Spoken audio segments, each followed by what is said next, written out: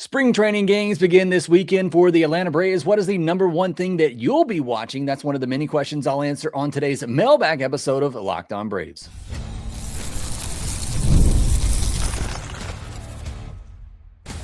You are Locked On Braves, your daily Atlanta Braves podcast, part of the Locked On Podcast Network, your team every day. Hey, and welcome back to Locked On Braves, part of Locked On Sports Atlanta, where we cover your favorite Atlanta sports teams each and every day. Also part of the Locked On Podcast Network, the number one sports podcast network. I am your host, Jake Mastroianni. I've been covering the Atlanta Braves in both written and podcast form for over 10 years now. And once again, this is Locked On Braves, your daily connection to all things Atlanta Braves. You're getting ready and excited for the upcoming season. There's no better place to get all your news and updates for the Atlanta Braves than here at Locked On Braves. And today is our weekly mailbag episode. I'm going to answer a wide variety of questions about the Atlanta Braves, many of them still having to do with the rotation, pitching plans for the Atlanta Braves, but as always, a wide variety of questions that we will answer today. And today's episode is brought to you by FanDuel. Use your profit boost on an NBA future and get entered for your chance to win a trip to the NBA Finals. Play your game with FanDuel, the official sports betting partner of the NBA. Before we get into today's questions, spring training games begin this weekend, and so excited about all of that. And the first several games are going to be aired on TV. Saturday's game is going to be on Rays TV, so if you're an MLB TV subscriber, you should be able to see that. And then you got a couple coming up, and you'll see it on the scroll bar down below if you're watching on YouTube. That will be on Gray TV. So if you're in the Atlanta area, you should get those free over air. Or again, if you're an MLB TV subscriber, should be able to see those. Keep looking. They haven't announced who's going to be starting in those games yet. I'm sure they'll get that as soon as I finish recording this episode. But either way, excited to see some actual on-the-field action happening this weekend for the Atlanta Braves. And that's where our first question is going to come from today. The first one here from PJ's Braves, who says, with spring training games starting tomorrow on Saturday, what are one or two particular things you are looking for, hoping to see that would give you encouragement for the upcoming season? Number one for me is easy, and that is Spencer Strider. I think he is the biggest storyline in spring training. And a lot of that is just, obviously what's happened in the rotation. You feel confident Chris Sale is going to be your ace. You need Spencer Strider to be your number two. You need him to get back to being a top of the rotation arm. I think we would all feel much better if we knew you had Chris Sale and Spencer Strider at the top of the rotation, matching up with anybody else's number one and number two. I think you would feel much better about Ronaldo Lopez, Grant Holmes, Bryce Elder, and whatever else the Braves might have to piece together in the back of the rotation if you knew those two guys were going to be top 15, top 20 pitchers like we know they're capable of and have been in the past. And so I think Spencer Strider is the most important person and player to watch in spring training. And some of that is because he is a pitcher, and we are going to have StatCast data. And while I know it's not all about the velocity, that's certainly a big part of it. But even more so than that, as he has pointed out, as CJ has pointed out here on this podcast, it's the shape and profile of that fastball, which we should be able to see now with StatCast data from every spring training game. Now, if they start having Strider make his starts on backfields, maybe all the conspiracy theorists out there can finally, get something that they can write home about. But if we do get him in an actual, A game on the field with TV, with the StatCast data, that is definitely going to be the number one thing that I'm watching for. Really, outside of that, there's not a ton. I think on the position player side of things, it's much harder to really kind of gauge, what you're seeing, even in a, small 20, 50 at-bat sample size that you're going to get from these guys in spring training. But I will say the one thing is Michael Harris's plate discipline. And again, it's going to be really hard to judge in a small sample size in spring training. But I'm curious to see in games that he goes up there, is he more patient at the plate? Because in spring training, you can just do that. You can just go up there and take every pitch you see, strike out, walk, whatever the case may be. Don't take the bat off your shoulder. And I actually wouldn't mind seeing that from Michael, just to go up there and just read the pitches and just, see as many opportunities of seeing quote unquote live pitches as you can to get more comfortable with that. And so I'm curious to see if we get anything like that from Michael Harris in spring training, if we see him maybe be a little bit more patient at the plate and just work on that pitch recognition, because I really think that's the biggest key for him. in my opinion, is just being a little less aggressive at the plate, not necessarily to take more walks, that would definitely help, but just to be able to swing at better pitches and to recognize better pitches out of the hand and not just being so aggressive with your swing. So those are the two things that I am watching. I was going to put Riley down here as well, but again, it's just really hard to tell. Even if the mechanical changes that he's made, I think it is important for Riley to see some success in spring training to kind of put him on a good path for the regular season. But again, I just can't put too much stock in what happens in spring training. But I think for Michael Harris in particular, it might be easier to see if he is really focusing on that plate discipline and approach and maybe being a little bit more patient at the plate. So those are the number two things for me. But again, it's really just number one. What does Spencer Strider look like? If he looks like that top of the rotation guy again, and we may see it early in spring training, right? When he's just in those 1 inning, 2 inning stints, he may look as dominant as he did last spring training in that 1 inning outing. But as he progresses throughout spring training, do we continue to see him hopefully be able to do that through, 3, 4, 5 innings? And if he does, then he looks like that top of the rotation arm with Chris Sale. I'd feel much better about this rotation going into the season. Next question comes from Joe Hoback, who says, I don't know how to submit a question for the mailbag, but here's my question. Before I get into your question, I want to pause because that was one of the things on the survey. People asked, how they can submit questions to the mailbag episode. Not everybody is on Twitter. So I tried to change that up today. I posted the question on YouTube and Instagram as well as Twitter. Don't know really how to do that on TikTok yet, as that's only a video format, but I am going to try to start posting or submitting for questions in multiple areas. So if you haven't been able to post in the past because you're not on Twitter, you can do it now on YouTube and Instagram. I'm going to start trying to do that. Although this is the first week I did it, and this is the fewest questions I've gotten in a long time. So I don't know really what that says about it, but I am going to try to make it more accessible for you to submit those questions. So thank you, Joe, for submitting this one on YouTube. Says, if Jonah Heim is having a decent season when Murphy gets back, do they keep all three catchers, especially with Murphy's injury history? Yes, I think there is absolutely a very real chance that that happens. That even when Murphy comes back, that Jonah Heim stays on this roster. And I think part of the reason for that is that I think there's a good chance that the Braves throw a lineup out there quite often that has both Baldwin and Murphy in it.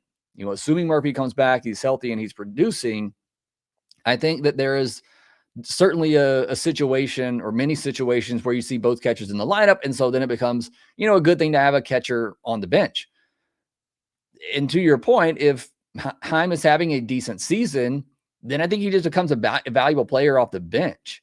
Is, a veteran, switch hitter, somebody that's hit lefties better. So maybe it gives you a right-handed bat off the bench. So I definitely think there is a real scenario where Jonah Heim is still on this roster and still on this bench, even when Sean Murphy comes back, especially if he comes back before Ha-Seong Kim, then there is certainly room on the bench for him. Once Murphy and Kim come back, assuming nobody else gets injured before then, it becomes a little bit more tricky to keep all these guys on the bench because you're going to want Eli White on there. Obviously, that's going to push Dubon to the bench. And then you got, I think at that point, if Kim comes back and Dubon's healthy, you probably just let Mateo go. And then you have the other spot on the bench right now. So it does become a little bit more tricky if everybody's healthy once Murphy and Kim comes back. But definitely, if Jonah Heim, shows some hope in the first part of the season before Murphy comes back, I think there is a real scenario and a lot of validity to keeping all three catchers on this roster. All right, we got a lot more questions to get to on today's episode of Locked On Braves. Some more about the rotation. What are some deals that the Braves could still make? Will AA make any deals to get some depth, add some depth to the rotation? We'll answer those questions here next. Ever wanted to experience the NBA Finals live and in person? FanDuel is giving you the chance to turn that dream into reality with their NBA sweepstakes. Here's how it works. Use your profit boost on any NBA future, and you'll automatically be entered for a shot to win an NBA Finals trip for two. That's right, flights, tickets, the whole experience. If you're already looking at the board and thinking about which team can make a deep run, this is the perfect time to lock it in. And now not only can your pick cash, but it could also send you to the NBA Finals. So let's take a look at those odds out there right now for the NBA Finals. I know the Thunder are still heavy favorites. Your Hawks got a big win coming out of the break, but they are still way on down there. Oh, they've actually gone up. They were plus 70,000 the other day. They're down to plus 60,000. You want a real dark horse there, or you got the Sixers, who they beat at plus 4,000. I almost said the Angels, the Los Angeles Lakers at plus 4,500. You know me, I'm in full baseball mode, and they got those odds out there as well for World Series winners, award winners. You can see all that at FanDuel.com. Also, please make sure you visit FanDuel.com/playwithaplan for tools and resources to help you stay in control of the way you play. Visit FanDuel.com to get started. Use your profit boost on an NBA future and get entered for your chance to win a trip to the NBA Finals. Play your game with FanDuel, the official sports betting partner of the NBA. Thanks as always, making Locked On Braves your first listen of the day. Thank you for making Locked On the #1 sports podcast network. Baseball is back, and you can lock in by joining the Everydayer Club, which gets you ad-free episodes and access to our group chat on Discord for the next week or so. As we run through the end of February here, you can use code SPRING, SPRING, for a free month. Go to lockedonbraves.supercast.com to tap or tap the link in the show notes below. And again, use that promo code SPRING and you'll get a free month of the first tier of the Everydayer Club. There's also our second tier, our all access tier. You'll get all access episodes, myself and Lindsay, text access to me and Lindsay, and so much more. Again, you can see all that over at lockedonbraves.supercast.com. Getting back into our questions here, though, the next one up is going to come from Braves Thrills, who says, do you think the Braves are taking a gamble and are assuming they will have enough starters to have a good record in the deadline and then wait till the trade deadline to add a starter? I think the Braves are definitely taking a gamble by not adding a Chris Bassett and extending some of the depth in your rotation, or even at this point, a Lucas Giolito, a Zach Littell. I think they're taking a gamble by not adding more proven depth to the rotation. I don't think they're taking that gamble in hopes that they'll be able to acquire a pitcher at the deadline. By the time the deadline comes around, there's a chance that maybe you're getting back a Spencer Schwellenbach and a Hurston Waldrop. So there's a chance that the rotation actually looks in better shape at the deadline because of who's coming back, not necessarily because of who they're trading for. I just personally think they're taking a risk and a gamble on what they have now is enough until either that point where maybe they can make a move for somebody else, or hoping that maybe they get a Waldrop and a Schwellenbach, maybe an AJ Smith-Shawver even back at that point. It's a risk I wouldn't take, but it definitely seems like a risk and a gamble that AA is willing to take at this point. Next one from JWF09. Will the Braves be better in one-run games this season? I certainly hope so. Look, this is a stat that can be kind of noisy at times. Usually teams are going to, just generally fall somewhere in the middle, but then you're also going to have teams like the Marlins several years ago. There was just an outlier that they won every one-run game and they made it to the postseason. And then you have an outlier season like the Braves last year where they lost every close game, every one-run game like that. I will say I do think there is reason to be more optimistic that they can win these close games, because last year they lost so many of them because the bullpen wasn't as good, and in some close games, they'd give up an extra run or two here late in the game that pushed the game out of reach. I also think, and I think the bullpen is better right now. There's a question about that later that I'll get more into, but I do think this bullpen is better now going into the season than it was last year. That'll hopefully keep those games close late. Even games that you're losing, you go to, the Kinleys of the world, and they can still keep you in that game to give you a chance late.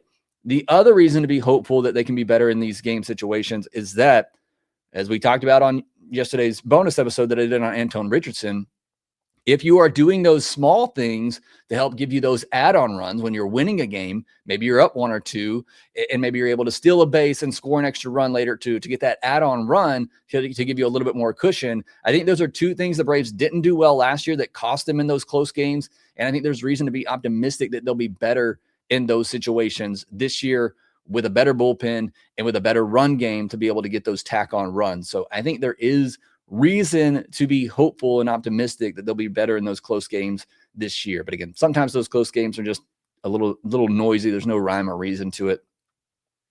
Next question from Michael Newton, who says, have you heard anything about who's going to stream the Braves games yet?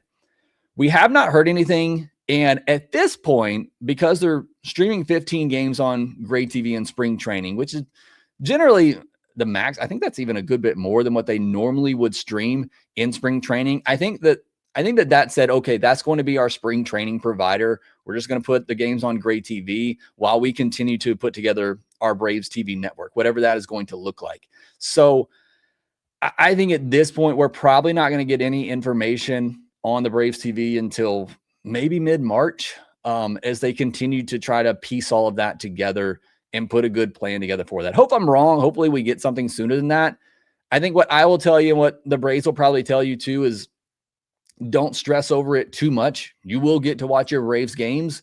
We just don't know where and what that's going to look like yet. And I know many of you, like myself, you're getting anxious. You want to know, well, what subscription am I gonna need?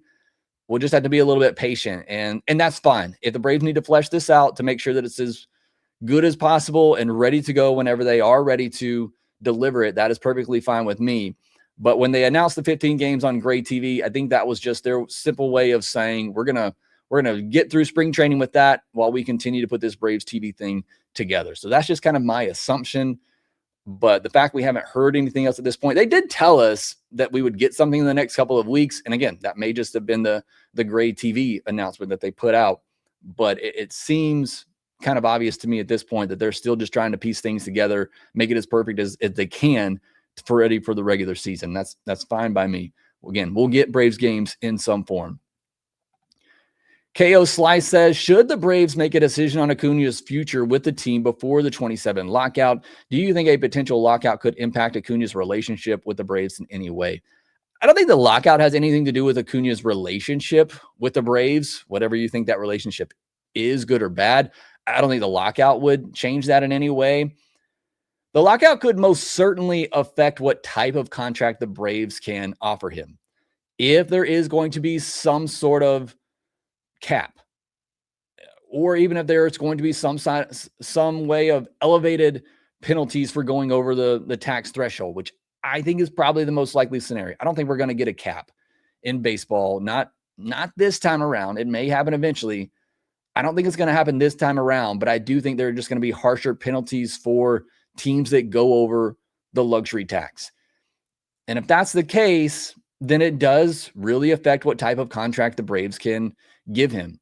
And so that's why it could go one way or the other. It could be good for the Braves, could be bad for the Braves, could be good for Acuña, could be bad for Acuña. We just don't really know.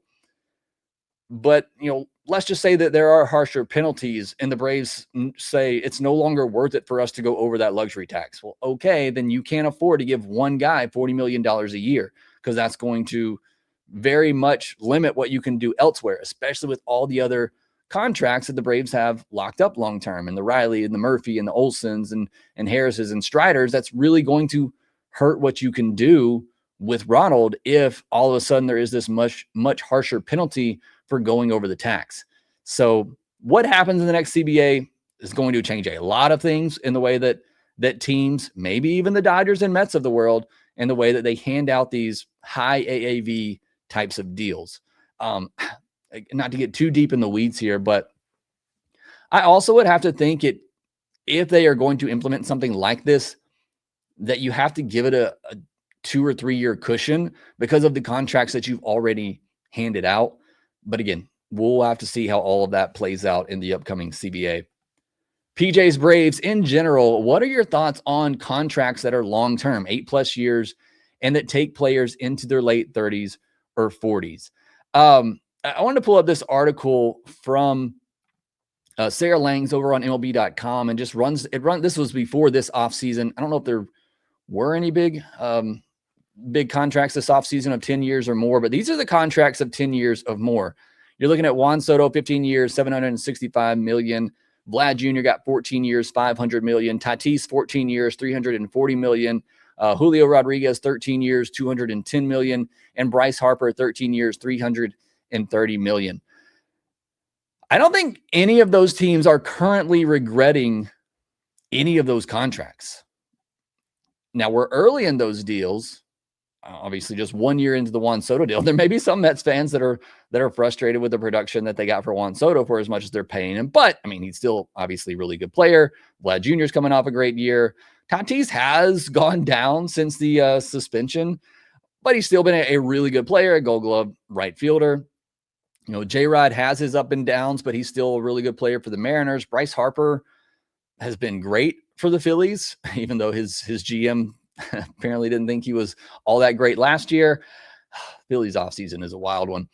But I don't think any team fan base is regretting any of those deals right now. That might change at the end of the contract. Now, the Giancarlo Stanton deal, 13 years, $325 million. That one's been a bit of a rough one, mainly just because of the injuries, and he can only play DH, which I think the Mets are going to run into with Soto. The Yamamoto deal, again, just 1 year into it, but he already won them a World Series. Mookie Betts, a 12-year, $365 million deal. Again, he's been fantastic, helped them win a couple World Series. I don't think the Royals are too worried about their 11-year deal with Bobby Witt Jr. Manny Machado's got two deals already of 10 years or more. He's just been, again, maybe not a superstar anymore, but he's been a really good player for the Padres. The Rafael Devers one, 11 years, $331 million.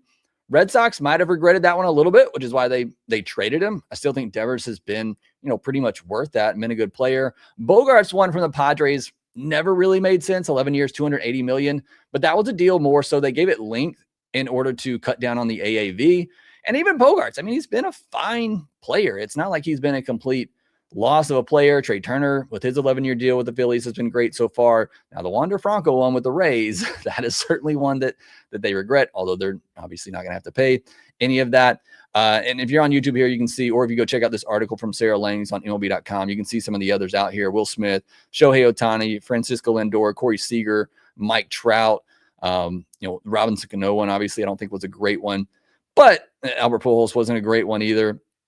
But you look at the majority of these deals, and I don't think any team is really regretting these deals. Like these players that are signing these long-term contracts like this, they may not be superstars anymore, and like in the case of a Xander Bogaerts, but they've still been really good players. Now, a lot of these contracts are more recent signings, and we haven't seen the tail end of those deals yet, and that's where you could see it really hurt you. But I think that going in. Like if you were to sign Acuna to a 10-year deal, you have to know that there's a good chance the last 3 to 4 years of that deal when he's age 35 and older, that it's not going to be great. But that's not why you do that deal. You do it so that for through his age 28 and age 35 season, you still expect him to be a very productive player. And you just have to know that as a GM. And I think, not to get, again, deep in the weeds here, but I think that's where AA is really held back on some of these contracts and some of these, not going all in on these free agent signings. He's so afraid of having that dead money at the end of the contract. But again, as we just went through that list of deals there, again, I don't see much regret to this point for any of those deals. So again, I'm not saying go hand Acuna 10 years. You got to have some caution and think about it, especially with his knee injuries. But I do think for the most part, those deals have worked out for those teams, and they've gotten what they were hoping to get from those players. All right, we got a lot more questions to get to on today's episode of Locked On Braves. We'll jump back into them here next. Hiring isn't just about finding someone willing to take the job. It's about finding the right person with the right background who actually can help your business move forward. And if you want candidates that match what you're looking for, Indeed sponsored jobs is the move. Because instead of hoping the right person stumbles across your post, Indeed helps you match with quality candidates by boosting your job listing to the people who fit your specific criteria like skills, certifications, and location. If I were hiring, I wouldn't just want someone who can help. I'd want someone with real experience who can jump right in. And that's what I like about Indeed. You get specific and target exactly what you need in your posts. And here's a stat that says it all. In the minute that I've been talking to you, companies like yours have made 27 hires on Indeed, according to Indeed data worldwide. So if you're hiring, spend less time searching and more time interviewing candidates who check all your boxes with Indeed sponsored jobs. Listeners of this show will get a $75 sponsored job credit to help get your job the premium status it deserves at Indeed.com/podcast. That's Indeed.com/podcast. Terms and conditions apply. Hiring, do it the right way with Indeed. Thank you again for joining me on today's mailbag episode of Locked On Braves. There's no way I'm going to get to the rest of these questions, but rest assured, I will have a separate episode coming out later today for any questions that I wasn't able to get to on today's episode. But as always, thank you so much for submitting your questions. It does mean a lot to me that you take the time to submit these, and they're always great questions. Let's get into a couple more here, though, before we do wrap things up.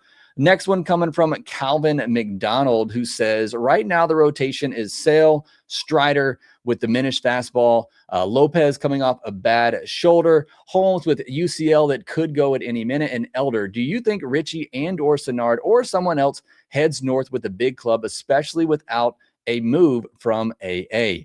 I think there is a really good chance at this point that we see J.R. Richie begin the season with the team.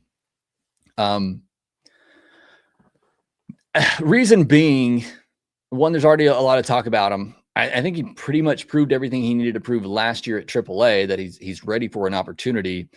And I think there's a really good chance that there's another injury that pops up in the rotation between now and opening day. So if I had to guess, I would say I'd still put the chances of Richie making the opening day rotation at less than 50%. Probably put it at maybe like 40%. Because you still have guys like Joey Wentz and Martin Perez who you could throw in there, not, waste an option on J.R. Richie just yet, even though he's going to pitch at some point this season. But the Braves have also shown in the past the willingness to give a young starter who has earned it and deserves it a chance in the rotation to begin the year. They did it several years ago in 23 with Dylan Dodd and Jared Schuster. Now that didn't work out so great, but they've at least shown that they will do that. So I think there is a chance, and there's a good chance that somebody else in the rotation, gets hurt between now and spring training. Maybe not anything major, but something that delays them and delays the start of their season, and that we have to see somebody else jump up into the rotation. And I think that opens up the door for a J.R. Richie. So it would not surprise me at all if he is in the opening day rotation. Another question here from Calvin, who says, given all the info out this past week from owners in MLBPA, what's your percentage of there being a lockout or some type of work stoppage after the season? It's not looking good. I think there's probably an 85% chance that we see a work stoppage next year. That might even be on the low end. My only hope is that we don't miss more than a quarter of the season. I'm going to get into the next question first to continue my answer on this. Braves and Bama says, do you think they bring back the juiced balls this year to get fan interest up with more offense to increase excitement with the lockout looming this offseason? First of all, I'd like to believe that MLB doesn't really do things like that. Also believe the game is in a very good place right now. Whether people like Manfred or not, I think the rules changes, especially with pace of play, has helped out a ton. Attendance is up 3 straight years now. You have some real superstars in the game that are very marketable, and Shohei Ohtani and Aaron Judge. Ohtani, just because of the national appeal that he has. Judge being in a New York team is definitely going to help, even if he's not necessarily the most outspoken guy, but he's on the cover of MLB The Show for a second time now. So I think you have some real superstars in the game. You have pace of play, increasing attendance, I think, and the viewability, is that a word? For maybe some regular fans out there. So I think baseball is in a good place. Now, a lockout would certainly hurt that, though. And so again, I'm really hoping it doesn't happen. And if it does, I'm hoping that it's not all that long that we see things locked out next year. Next question, Dustin Mount says, could you imagine the feeling in Braves country if they had traded for Pablo Lopez right now? It would have been very much on brand, right, with where this Braves team is. But, this just goes to show and why, not to defend AA, but why maybe you're hesitant to pull the trigger on some of these big deals. You could go out and sign Dylan Cease, who's been one of the more reliable starters, or, to bring it to a more Brave scenario, you could go out and spend big on Aaron Nola like the Braves, apparently almost did, and he could fall apart the next day. It's the nature of starting pitchers, and it's the risk of trading for or signing one of these starters and giving up a lot to do so. You could lose them for a year and a half, just like that. So you do run that risk. I do think there are reasons to take those risks at times, but that is the reality of it. Another one from Dustin, who says, are there any pitchers currently available that would most likely take a minor league contract that the Braves should target for more depth, since we know AA is not going to get another pitcher for the big league club except via possible trade if a team is willing? So I do think it is unlikely at this point that we see him sign a Lucas Giolito or a Zach Littell. If he sticks to his philosophy of I'm not adding anybody unless they're a frontline starter, I don't see him adding just a depth piece like that, like a Quintana and Savali that have signed for $6 million. I don't see him signing any starting pitcher to a big league deal. I do think he adds somebody else on a minor league deal, and the top guy that I'd go after is Patrick Corbin. If he takes a minor league deal and he has enough money and he's old enough that he might just say, I'm going to hang it up. But coming off a decent season, now it's a 4.40 ERA with a 4.77 xERA. That's not great. It's definitely a number 4 or 5 type of starter. But you're talking about a guy that's thrown 150 or more innings every full season since 2026. And in the shortened 2020 season, he made 11 starts that year too. So it's a guy that has been reliable, a guy that made some progress last year. Maybe there's something to it. I think if Patrick Corbin, if he were to be willing to take a minor league deal and the Padres don't snatch him up, as they're snatching up all these guys on minor league deals, even Walker Buehler wouldn't have minded that. There's really no such thing as a bad minor league deal.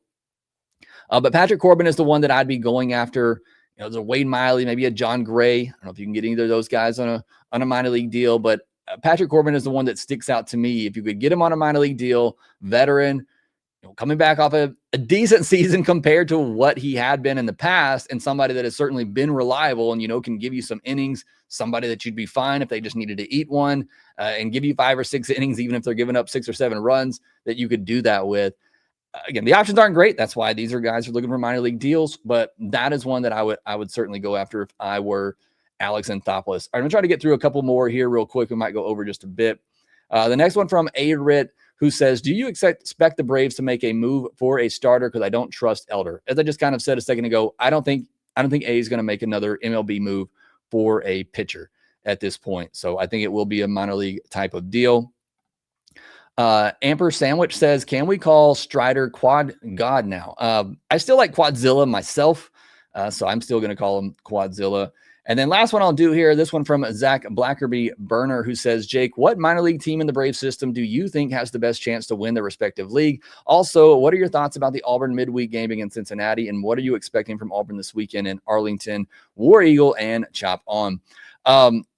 Auburn's offense has been disappointing, and now they're without Chris Rimbert. So I'm a little worried about my Auburn Tigers right now, but I do think they bounce back in Arlington. The pitching looks much better than I expected, and I think the offense will eventually come around. As for the Braves' best minor league team this year, I think Rome could have a really good team. You're talking about a rotation of, Raven Antonio, Ethan Bagwell, possibly Carter Holton. Maybe you get Luke Sennard there for a bit. You might get Owen Murphy there for a bit, and I think you might get Cam Caminiti there, your top prospect for a good chunk of the season. So I think that rotation is going to be very good, but I think the lineup could be really, really fun. Alex Lodies, Cody Miller, Owen Carey, Hartman in there. Isaiah Drake might be there for a minute. Luis Guanipa, Dixon Williams might be on there too. I think that Rome team could be really, really fun this season for the Atlanta Braves. All right, we got some other questions I didn't quite get to that I will answer in another mailbag episode. We'll do an additional bonus mailbag episode like I did last week, getting to the rest of those questions. Thank you so much for submitting all of your questions here for this episode of Locked On Braves. Thanks for making us your first listen of the day. If you haven't already, please hit that subscribe button. I think we're getting close to 16,000. I think we're about a little over 100 away from 16,000 subscribers on YouTube. So if you could, please help me out there. On the audio side, you can help out too. Just do a 5-star review on Apple, Spotify, or wherever you get your podcast. And again, thank you so much for making Locked On Braves your first listen of the day. Make sure that you rate, review, and subscribe to the Locked On Braves podcast wherever you get your podcast, and we will talk to you next time.